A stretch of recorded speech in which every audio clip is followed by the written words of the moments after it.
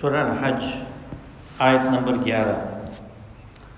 اعوذ باللہ من الشیطان الرجیم، بسم اللہ الرحمن الرحیم۔ ومن الناس من يعبد الله على حرف فإن أصابه خير اطمأن به وإن أصابته فتنة انقلب على وجهه خسر الدنيا والآخرة ذلك هو الخسران المبين۔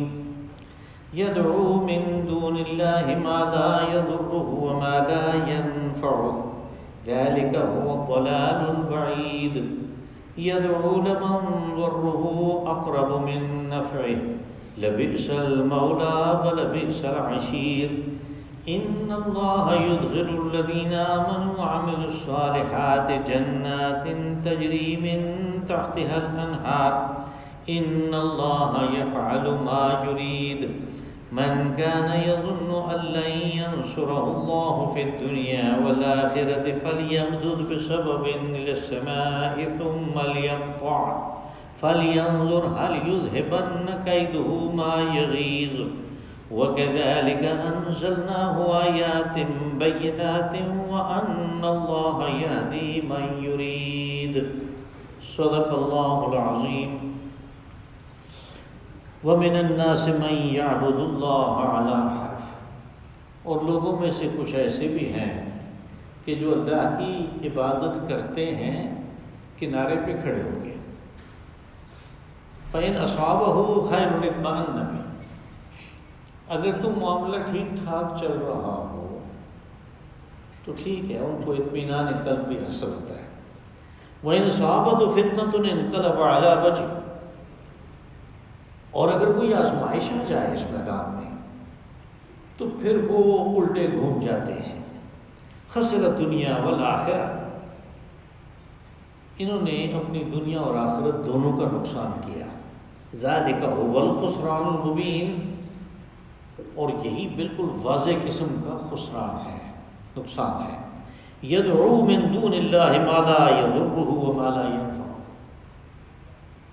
اور پھر یہ ان کو جائے پکارتے ہیں کہ جن کے اختیار میں نہ کوئی نقصان ہے اور نہ کوئی نفع ہے۔ ذالک هو الضلال البعید، یہ ایک دور کی گمراہی ہے جس میں یہ لوگ جا پڑے ہیں۔ یدعو لمن ضرہ اقرب من نفعہ، اور اس کو پکارتے ہیں، نتیجہ یہ نکلتا ہے کہ یہ نفع کے بجائے نقصان کے زیادہ قریب ہوتے ہیں۔ لبئس المولا ولبئس العشیر، کیا ہی یہ برا مرجع ہے اور کیا ہی برے ساتھی ہیں۔ ان اللہ یدخل الذین آمنوا وعملوا الصالحات جنات تجری من تحتها الانہار، بے شک اللہ ان لوگوں کو جو ایمان لائے اور جنہوں نے اچھے کام کیے جنت میں داخل کرے گا، ایسی جنت کہ جس کے دامن میں نہریں بہتی ہیں۔ ان اللہ یفعل ما یرید، اور اللہ جو چاہتا ہے وہ کر گزرتا ہے۔ من کان یظن ان لن ینصرہ اللہ فی الدنیا والآخرۃ فلیمدد بسبب الی السماء ثم لیقطع، اور جس کا یہ گمان ہو کہ دنیا اور آخرت میں کہیں بھی اللہ اس کی مدد نہیں کرے گا تو اسے چاہیے کہ وہ پھر آسمان میں رسی تانے اور اپنے لیے فیصلہ خود کروا لیں۔ فَلْيَنْظُرْ هَلْ يُذْهِبَنَّ كَيْدُهُ مَا يُغِيظُ، پھر وہ دیکھے گا کہ جس چیز کو وہ ناپسند کرتا ہے وہ کیسے اس کو دور کر سکتا ہے۔ وَكَذَلِكَ أَنزَلْنَاهُ آيَاتٍ بَيِّنَاتٍ، اور یوں ہم نے واضح دلائل کے ساتھ اپنی آیات کو اتارا ہے۔ وَأَنَّ اللَّهَ يَهْدِي مَن يُرِيدُ، لیکن ہدایت اللہ اس کو دیتا ہے جس کو چاہتا ہے۔ پہلے کٹر مشرک جو تھے ان کا ذکر تھا، اور ان کے بارے میں اس سورہ مبارکہ کی شروع سے ہی تقریباً سب کچھ بیان ہوا۔ اب آج کے درس میں ان لوگوں کا بیان ہے کہ جو یا تو ایمان لائے لیکن اپنی منفعت کو دیکھتے ہوئے اس کا دل ان کے اوپر جمع نہیں تھا، اس لیے وہ منفیت انہیں اس میں نظر آئی کہ اس وقت ایمان لاتے ہیں، اگر ہم نے حالات کو دیکھا کہ ان کے خلاف جا رہے ہیں تو ہم مشرکین کے ساتھ مل جائیں۔ تو ان کا یہ ایمان اس طرح کا ہے کہ مشرکین کے ساتھ بھی وہ اپنے روابط اسی طرح رکھنا چاہتے ہیں تاکہ مشکل کے وقت میں اگر ان پہ مشکل پڑے تو ہم ان کے ساتھ ہو جائیں۔ اب یہ وہ زمانہ ہے کہ جب اس قسم کی دوغلی روش والے یہود و نصارہ میں اور مشرکین میں پیدا ہو چکے تھے۔ یعنی مشرکین میں بھی ایسے لوگ تھے جو اپنے شرک کی طرف یکسو نہیں رہے، بلکہ ان کا خیال یہ تھا کہ چونکہ یہ ایک قوت بنتے جا رہے ہیں اس لیے ان کے ساتھ بھی رابطہ رکھنا چاہیے۔ اور یہود و نصارہ میں بھی ایسے لوگ پیدا ہو گئے تھے جو اسلام میں تھے، ان کو تو ہم منافق کہتے ہیں۔ جو یہود و نصارہ میں تھے وہ منافق نہیں ہیں، وہ یہود و نصارہ اور مشرکین ہی باقی ہیں۔ بس یہ ان دوغلے قسم کے لوگوں کا بیان ہے جو آج کے درس میں آ رہا ہے۔ کہا وَمِنَ النَّاسِ مَن يَعْبُدُ اللَّهَ عَلَىٰ حَرْفٍ، عَلَىٰ حرف سے مراد یعنی کنارے پہ۔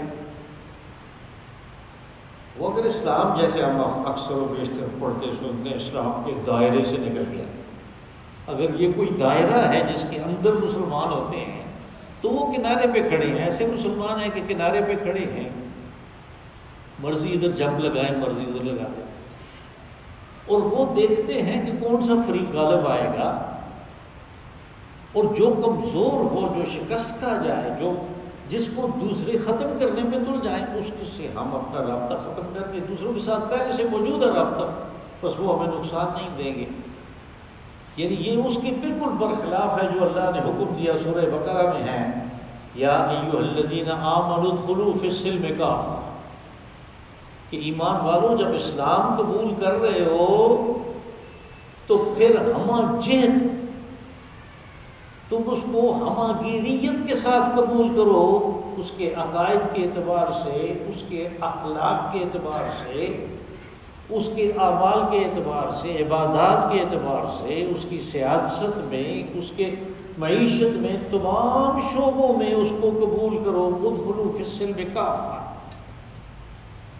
یہ اس کے بالکل برخلاف ہوا کہ دیکھا اذان ہو گئی نماز کو آگے، اور جب دیکھا سب لوگ سود کا کاروبار کر رہے ہیں ہم بھی کر لیں گے۔ یہ ہے یعنی دوغلا پن، جو حرف پہ کھڑا ہے، جو کنارے پہ کھڑا ہے۔ فَإِنْ أَصَابَهُ خَيْرٌ اطْمَأَنَّ بِهِ، ہاں کہ اگر ٹھیک ٹھاک کام چل رہا ہے مسلمان ہونے کی وجہ سے، اسلامی حکومت میں ایک مسلمان کو جو حقوق حاصل ہیں وہ ان کو بھی حاصل ہیں، تو پھر ان کا دل اطمئن بہ، مطمئن اس کو کہتے ہیں جس کا دل ٹھک جائے، جم جائے، یعنی اس کو اطمینان قلب ہوتا ہے کہ یہ ٹھیک ہے، اس میں میرا فائدہ ہو رہا ہے۔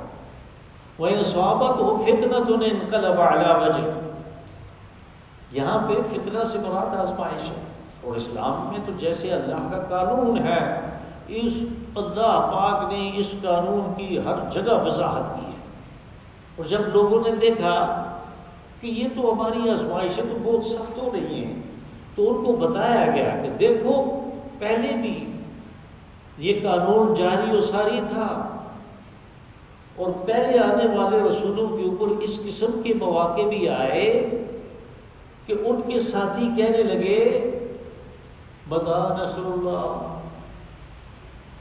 کہ اللہ کی مدد کہاں ہے، کب آئے گی، کہا نہیں کب آئے گی، یعنی وہ پکار اٹھے کہ اللہ کی مدد کب آئے۔ جب یہ صورتحال پیدا ہو گئی تو پھر کہا کہ اللہ ان نصر اللہ قریب، خبردار رہو اللہ کی مدد بالکل قریبی ہے۔ اور اسی طرح اس کو یعنی صحیح اس آزمائش کا جو سلسلہ ہے اس کا اصل بیان سورہ عنکبوت کے شروع میں ہے، پورے ایک رکوع میں ہے۔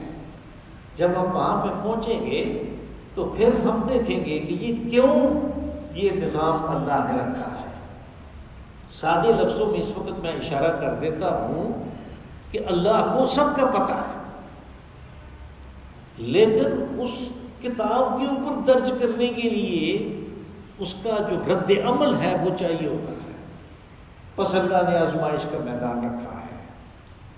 کہ جہاں وہ انعام و اکرام سے آزماتا ہے وہیں پہ آزمائش بھی ساتھ آتی ہے، اور کہا کہ یہ مت سمجھو کہ تمہارے اوپر آزمائش نہیں آئی۔ احسب الناس ان یترکوا ان یقولوا آمنا وهم لا یفتنون، کیا لوگوں نے یہ گمان کر رکھا ہے کہ وہ کلمہ پڑھ لیں گے اور کہیں گے کہ بس ٹھیک ہے ہم مسلمان ہو گئے، اب جنت بھی ہماری ہے اور سب کچھ ہمارا ہے، وهم لا یفتنون، ہم ان کو آزمائیں گے نہیں؟ اس فتنہ میں یفتنون مفعول ہوا اسی فتنہ سے کہ ہم ان کو فتنہ میں نہیں ڈالیں گے، آزمائش میں نہیں ڈالیں گے، یعنی ضرور آزمائش ضرور آئے گی۔ بس ان لوگوں کو جو کنارے پہ کھڑے تھے، جب کوئی ایسی مشکل پیش آتی ہے، جب کوئی گرم معاملہ آ جاتا ہے، تو پھر یہ کیا کرتے ہیں؟ انقلب علی وجہ، یہ اپنے چہرے کو دوسری طرف کر لیتے ہیں، الٹے ہو جاتے ہیں، یعنی ایڑیوں کے بل گھوم جاتے ہیں اور شرک میں داخل ہو جاتے ہیں۔ خسر الدنیا والآخرہ، کہا یہ وہ لوگ ہیں کہ جنہوں نے دنیا اور آخرت کا نقصان اٹھایا۔ اب دیکھیں کیسے یہ دنیا اور آخرت کا نقصان کیسے ہوتا ہے کہ آزمائش آئی تھی، مثال کے طور پہ صحت پہ آزمائش آ گئی، انفرادی قسم کی آزمائش آ گئی، مال پہ آزمائش آ گئی، تو کچھ نقصان تو ہوا دنیا کا، لیکن اگر اس نقصان کو یہ اللہ کی طرف سے آزمائش سمجھ کے اس کے مطابق رد عمل دیتا تو اس کو اس کا اجر آخرت میں ملنا تھا۔ یہ تو الٹا گھوم گیا، نتیجہ یہ کہ اپنے ایمان کی جو جزا اس کو ملنی تھی اس سے بھی محروم ہو گیا۔ دنیا میں تو آزمائش کی وجہ سے یہ معلوم ہوا ہی تھا، اس کی وجہ سے جو آخرت میں اس نے پانا تھا وہ بھی کھو دیا۔ خسر الدنیا والآخرہ، دنیا اور آخرت دونوں کا نقصان کر لیا۔ ذالک هو الخسران المبین۔ اب ذالک خود ایک اشارہ ہے، اس میں اشارہ ہے، تو اس میں ہوا کو لانے کی ضرورت اس لیے ہے کہ اس کو یعنی محصور کرنا ہے کہ جو خسران مبین ہے، جو واضح قسم کا نقصان ہے وہ یہی ہے کہ آدمی دنیا بھی ضائع کر بیٹھے اور آخرت بھی ضائع کر بیٹھے۔ یدعو من دون اللہ ما لا یضرہ وما لا ینفع، یدعو دعا، پکار، استمداد، آدمی جو اللہ کو پکارتا ہے، تو کہا کہ یہ تو ان کو پکار رہے ہیں کہ جن کے اختیار میں نہ کوئی نفع ہے نہ کوئی نقصان ہے۔ مشکل وقت آیا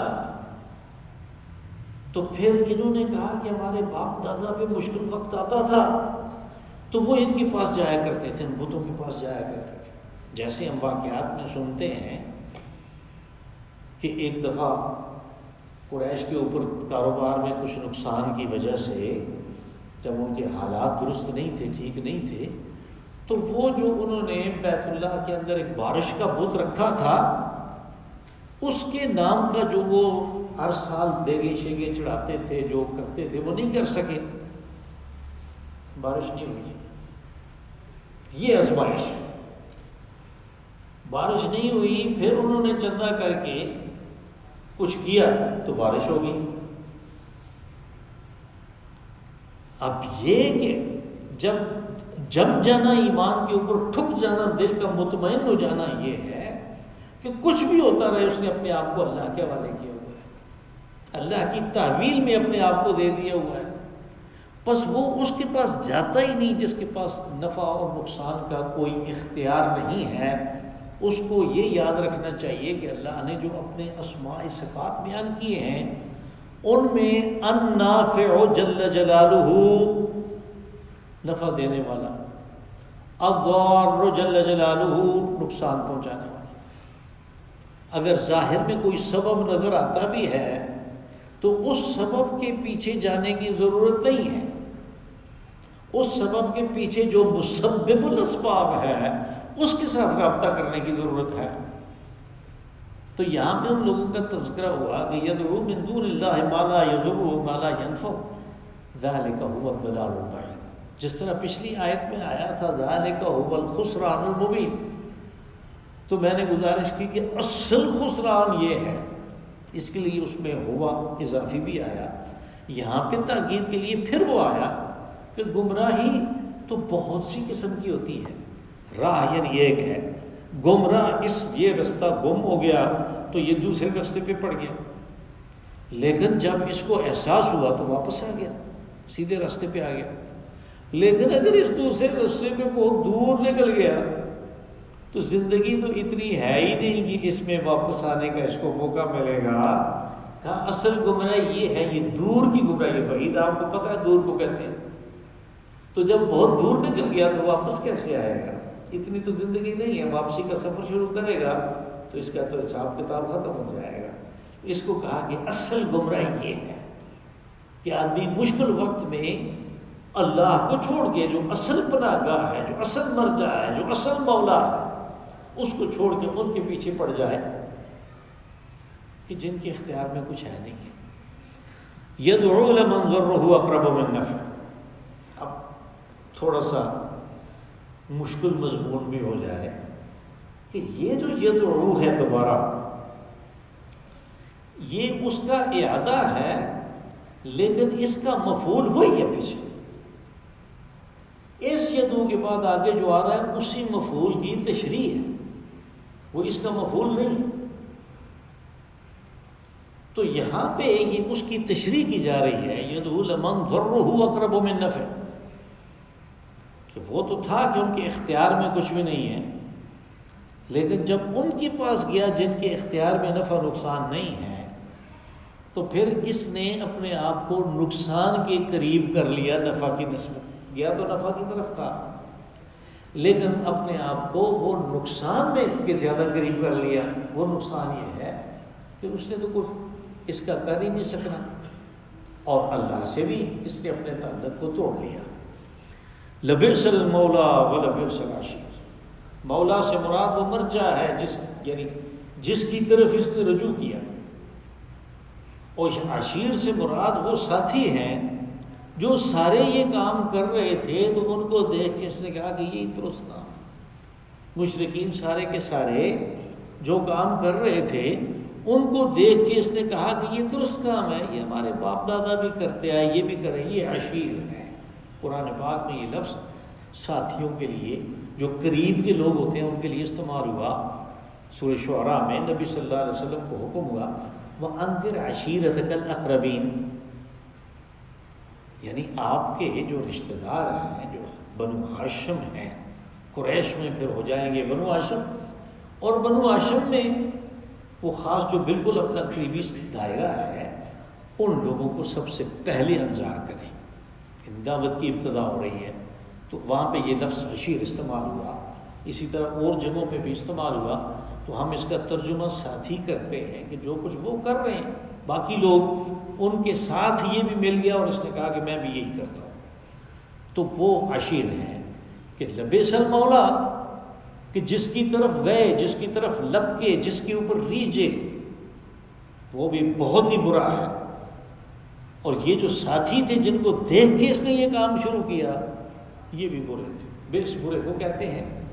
بالکل اس سورہ مبارکہ کے آخر میں ایک تمثیل کے ذریعے سے یہی بات واضح کی گئی.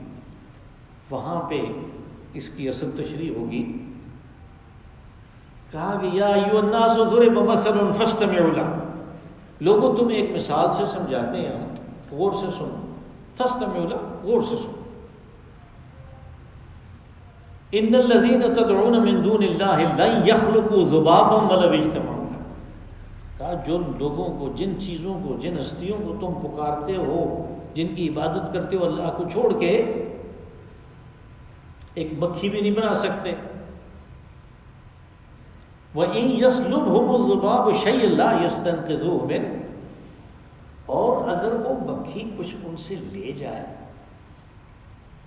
وہ اس سے واپس نہیں لا سکتے. وہ ہیضے کا نظام لے کے جب چلی جاتی ہے تو اس سے واپس نہیں لا سکتے. آگے جو جتنی ساری آبادی ہے سب کو تم ویکسین کرو کہ ہیضہ پھیل رہا ہے. کہا ضعف الطالب والمطلوب لبئس المولا ولبئس العشیر، کہ جو طالب ہے، جس نے جو چیز ڈھونڈی ہے، وہ خود بھی ناتواں ہے اور جس کے پاس گیا ہے نفع کے لیے وہ بھی ناتواں ہے۔ لبئس المولا و لبئس العشیر، اس کا مرجع بھی کمزور اور ناتواں اور برا ہے، اور اس کے ساتھی جو اس کو لے کر گئے وہ بھی برے اور ناتواں ہیں۔ ان اللہ یدخل الذین آمنوا وعملوا الصالحات جنات تجری من تحتها الانہار، بے شک اللہ داخل کرے گا ان لوگوں کو۔ اب یہ یعنی ان کا سلسلہ ختم ہوا تو اب اہل ایمان کی بات ہو رہی ہے کہ جو ایمان والے ہیں، اور ایمان والے وہ ہیں کہ جو کنارے پہ نہیں کھڑے، جو یکسو ہیں، اس طرف ہیں کہ جیسے حضرت ابراہیم علیہ السلام کی صفات بیان ہوئی، حنیفہ، کہ وہ یکسو تھے، انہوں نے ادھر ادھر بالکل توجہ نہیں کی، وہ اصل توحید ہے۔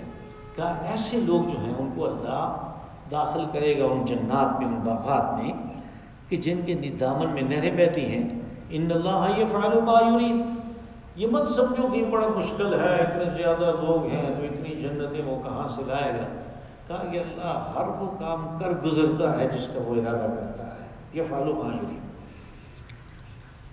من کان یظن ان لن ینصرہ اللہ فی الدنیا والآخرۃ فلیمدد بسبب الی السماء، یہ جو لفظ ہے فلیمدد بسبب الی السماء، اس کا لفظی معنی ہے کہ وہ ایک رسی تان لے آسمان تک۔ اب یہ عربی زبان میں اسی طرح محاورے کے طور پہ استعمال ہوتا ہے جیسے اردو میں ہم کہتے ہیں آسمان میں تھیگلی لگانا، اور اس کا اصل مفہوم یہ ہوگا کہ اپنی آخری کوشش کر لی۔ ظاہر ہے کوئی رسی تو آسمان میں تان نہیں سکتا، کوئی تھگڑی تو آسمان میں لگا نہیں سکتا، تو مفہوم کے اعتبار سے یہ ہے کہ اپنی آخری کوشش کر لینا۔ اور یہ آخری کوشش کا معاملہ جو ہے یہ ہمیں یعنی اس کی وضاحت ہوتی ہے زمانۂ جاہلیت کے جو شعراء ہیں ان کے کلام میں بھی یہ محاورے کے طور پہ استعمال ہوا۔ میرے پاس زہیر اور عائشہ کی وہ نظم تھی، لیکن اس وقت میں ساتھ نہیں لا سکتا کہ وہ مصرع نہیں لا سکا کہ وہ مصرع میں آپ کو سناتا، تو اس میں یہ محاورے کے طور پہ استعمال ہوا۔ اس کا مفہوم ہے اپنی آخری کوشش کر لینا۔ آگے اس کے لفظ ہے ثم لیقطع، قطع کہتے ہیں کاٹنے کو۔ عربی زبان میں اور قرآن پاک میں یہ لفظ مسافت کے لیے بھی استعمال ہوا، لیکن مسافت کے علاوہ اگر یہ کسی کے لیے استعمال ہوا تو وہ ہے قطعی فیصلہ کر لینا، کہ جب حضرت سلیمان علیہ السلام نے روکا بھیجا ملکہ سبا کو، تو اس نے اپنے کیبنٹ کے لوگوں کو بلایا اور ایک مجلس شورا منعقد کی، تو اس میں کہا کہ اس قسم کا یہ خط آیا ہے، تو ما کنت قاطعۃ امرا حتی تشهدوا۔ اب یہاں پہ قاطعۃ امرا سے مراد یہ ہے کہ میں یہ قطعی فیصلہ نہیں کر سکتی جب تک کہ تم لوگ کچھ بتاؤ نہیں، یعنی مشورہ دو کیا کرنا۔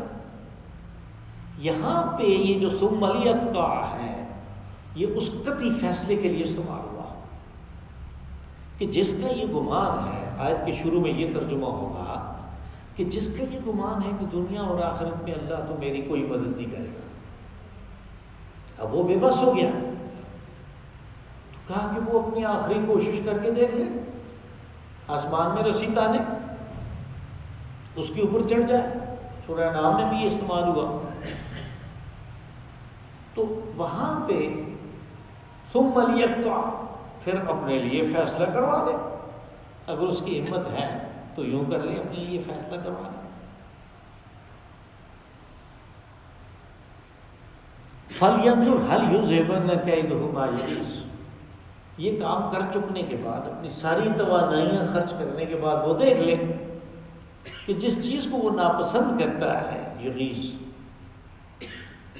جو اس کے لیے ناپسندیدہ ہے، ناگوار ہے، اس کو وہ کیسے اپنے سے دور کرتا ہے۔ یعنی ایک تو یہ ہے کہ اس نے اپنی مصیبت کے وقت میں اللہ کی طرف توجہ کی، اللہ کو اپنا مرجع و مولا بنایا، اور اس کو اس سے مدد کی درخواست کی، مطمئن ہو گیا۔ دوسرا یہ ہے کہ ادھر ادھر ہاتھ پاؤں مار رہا ہے، تو اللہ نے کہا کہ تم ادھر ادھر والے ہاتھ پاؤں مار کے آخری کوششیں کر کے بھی دیکھ لو تم اپنے لیے کیا کر سکتے ہو، جو آزمائش آئی ہوئی ہے اس کو کیسے دور کر سکتے ہیں۔ وَكَذَلِكَ أَنزَلْنَاهُ آيَاتٍ بَيِّنَاتٍ، کہا کہ یوں ہم نے اپنی آیات اتاری ہیں بینات، دلائل کے ساتھ۔ اب آپ نے دیکھا کہ اس سورہ مبارکہ میں شروع سے ہی ان بنیادی عقائد کے بارے میں دلائل موجود ہیں، یعنی توحید کی دلیل ہے تخلیق سے، انسان کی جو پیدائش ہے اس سب کو، اس ایمبریالوجی کو بیان کیا اپنی تخلیق کو واضح کرنے کے لیے، ورنہ ہم اس بات کو جانتے ہیں کہ اگر اللہ چاہتا تو وہ اپنے امر کن سے انسانوں کے جھنڈ ان کے ریوڑ برآمد کر سکتا تھا، کسی وادی سے وہ نکلتے ہوئے چلے جاتے کام۔ لیکن اس نے یہ جو سارا سلسلہ رکھا اور اس کی وضاحت کی اپنے اس قدرت کی اور اپنی حکمت کی وضاحت کے لیے کہ لوگوں کو سمجھ آئے کہ میں کیا کچھ کرتا ہوں اور کیا کچھ کر سکتا ہوں۔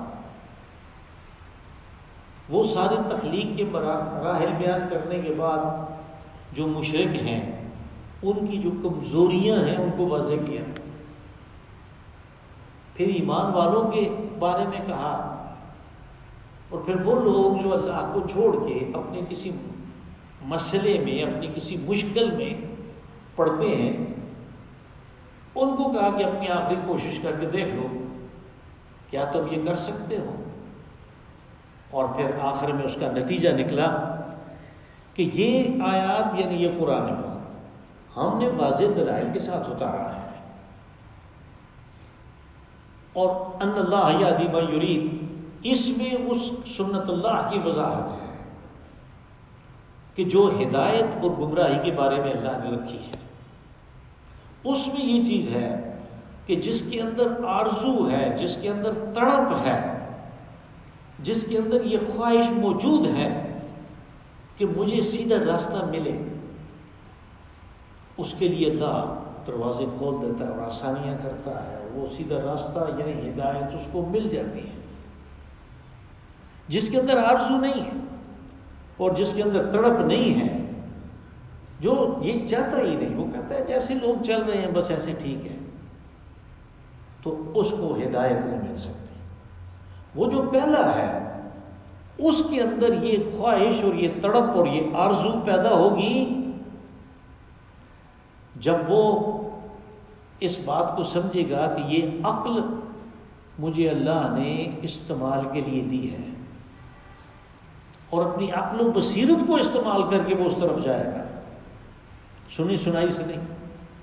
اور جو اپنی عقل و بصیرت کو سارے کے سارے معاملے کو دنیا کے اوپر لگا دے گا تو گویا اس کے پاس توپ تھی، اس نے مکھی مارنے کی کوشش کی۔